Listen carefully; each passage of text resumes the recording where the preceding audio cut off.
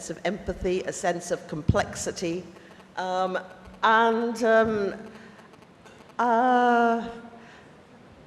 reading, I don't know, that Sesame Street character, for example. Yeah, that's... I think that is inspired, and I hope this, that they're going to have a compassionate character on Sesame Street. And and just the creation of this character will be an exercise in itself. It's not a question of dinning doctrines into them, but of making them see how a person behaves who is trying to be compassionate. I hope this character is really cool. I hope has a sense of humor. A sense of humor is crucial to compassion. Most of all, laughing at yourself, laughing at our utter absurdities. Funny, clever, thoughtful, and somebody who's always out there when things are getting rough.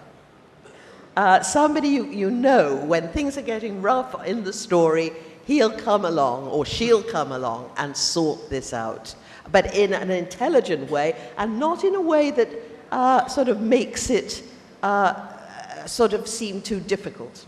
Another thing to do is to ask pupils, when they debate a question, perhaps to take the opposite position from the position that they believe in.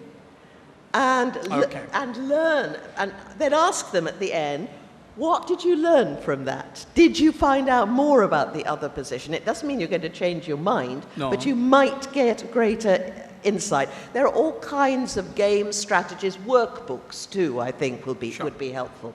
Yeah. The lawyer who knows his own side of the case normally loses. It's the lawyer who knows the other side of the case extremely well who is able to take it. On something more personal, I have received a request from the audience, a question that we'd like to learn from you, though you've been most forthcoming in your own autobiographies. Would you like to share with us the one event? A life around. When I was 20 years old, I was a young nun, and things were beginning to fall apart for me. I was beginning to realize I wasn't in the right place. This was very stressful.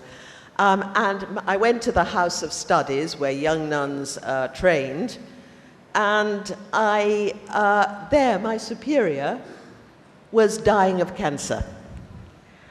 She was an extraordinary woman in many ways, but in many ways a very ordinary one. She wasn't particularly brilliant.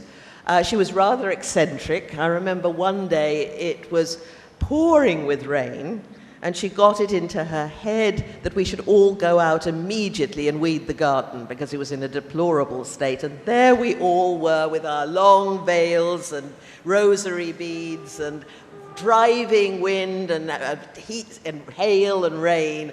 And we must have looked utterly as if we were soaked. And she was standing at the window, banging on the window and pulling us on. She was eccentric, but she was also kind.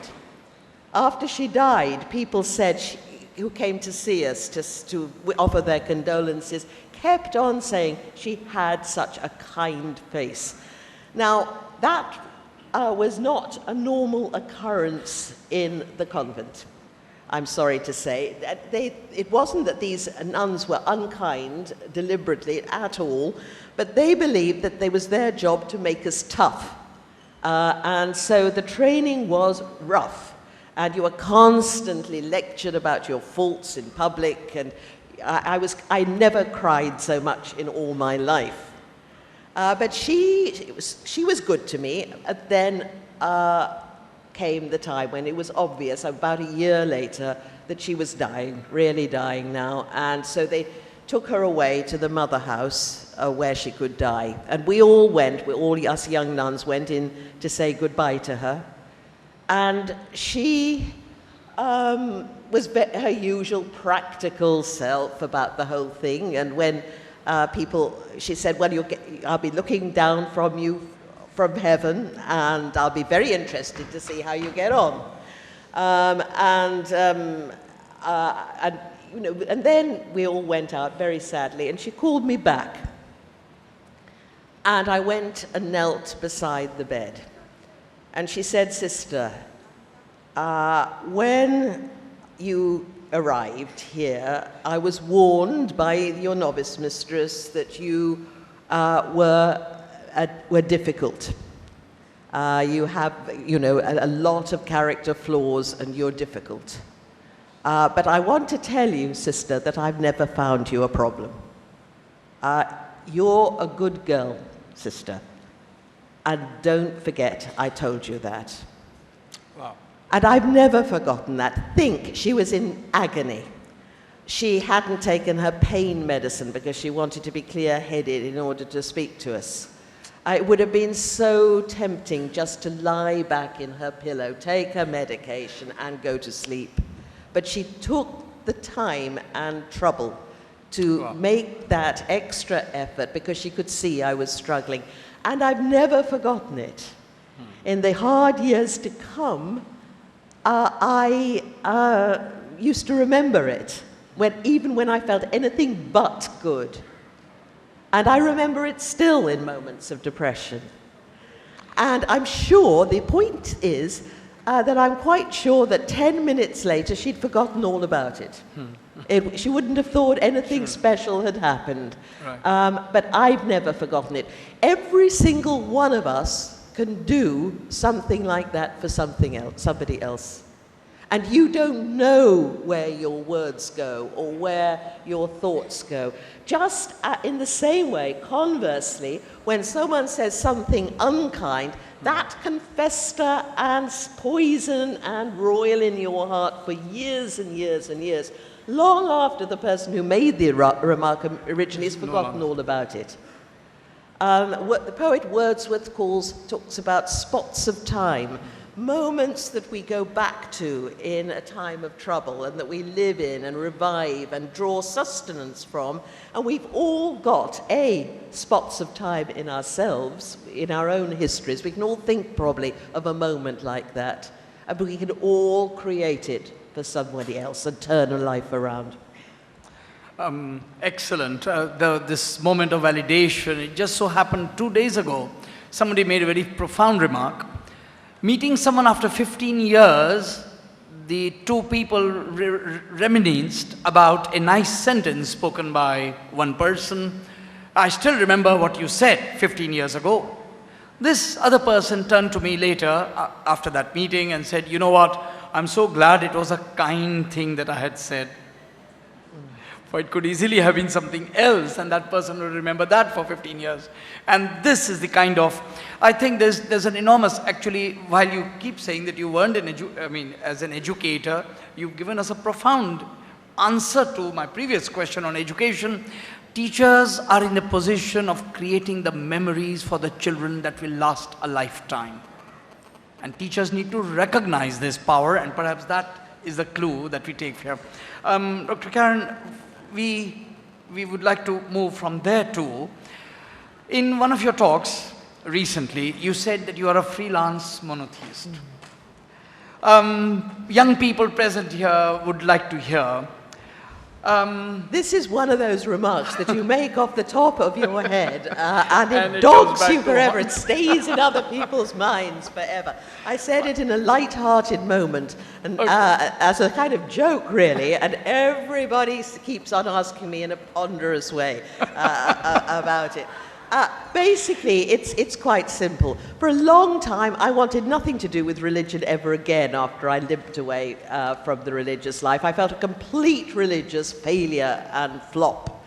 And then I came back to religion really by learning about it. And I draw sustenance from all three of the monotheistic religions. I started getting new insight as soon as I started studying other faiths. First Judaism and Islam, and then Greek Orthodox Christianity, which is very, very different from its Western counterpart. And also, more lately, I've been looking at the other faiths too, which are not monotheistic, and finding a great deal. Buddhism, Confucianism, Hinduism. So when I made that remark, what I was trying to say was that I draw sustenance from all three of those faiths. I cannot see one of them as superior to any of the others. Each has its own particular genius, and each has its own sort of problem areas. But still, there's huge insight and wisdom to be gained from them all.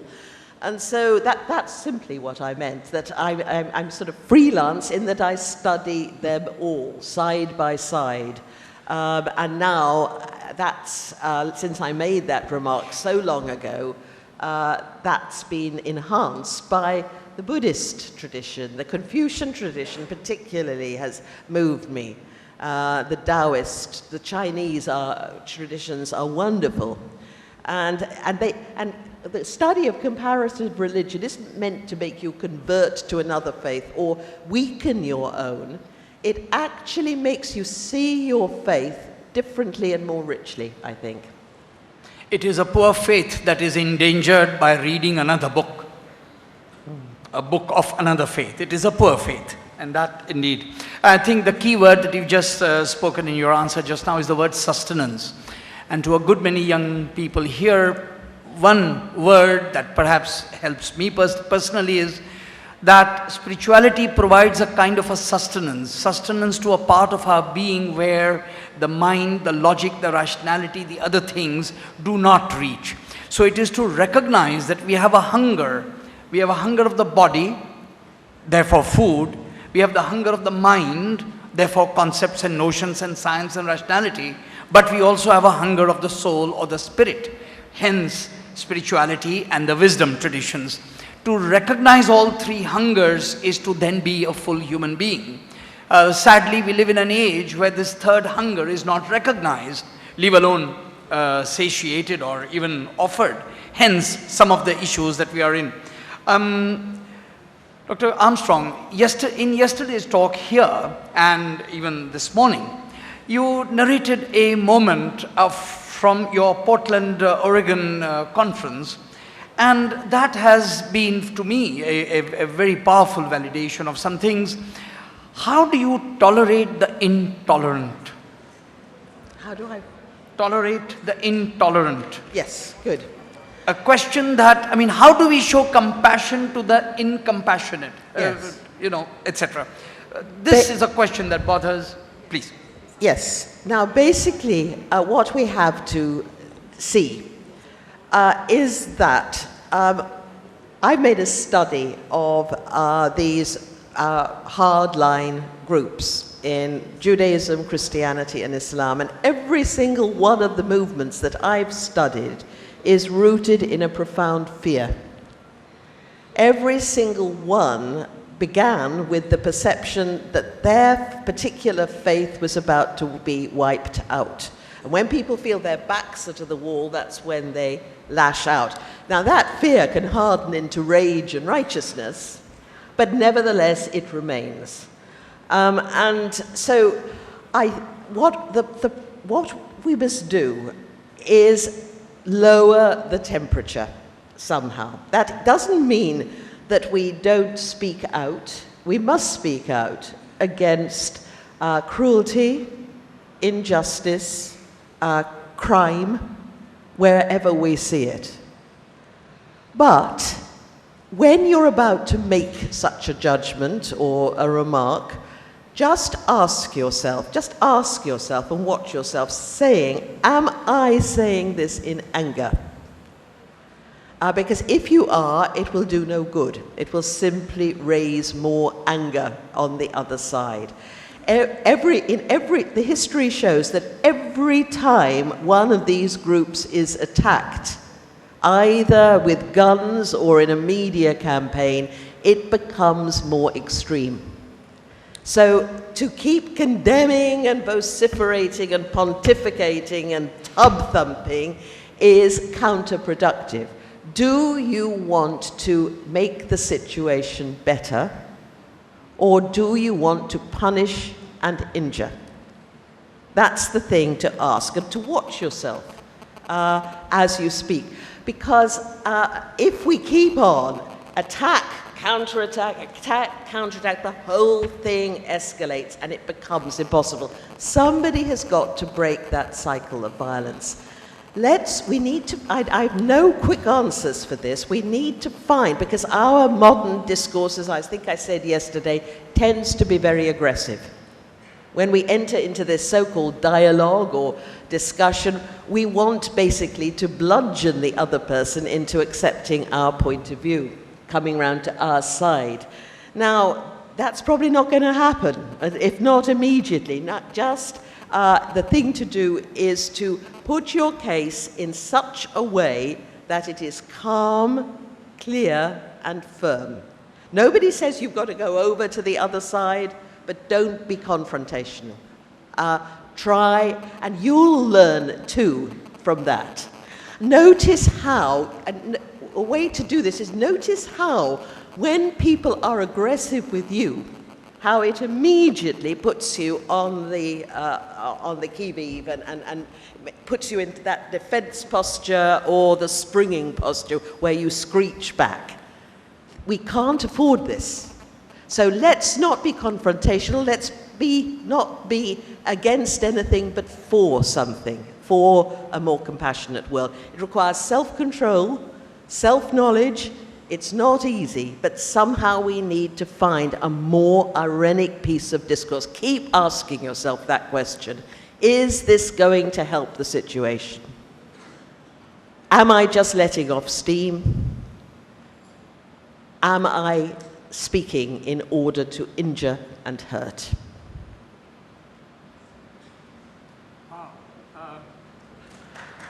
Calls, yes, thanks.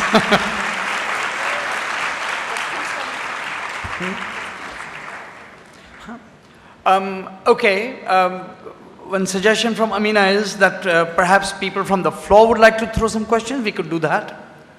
Yes, please. Gul.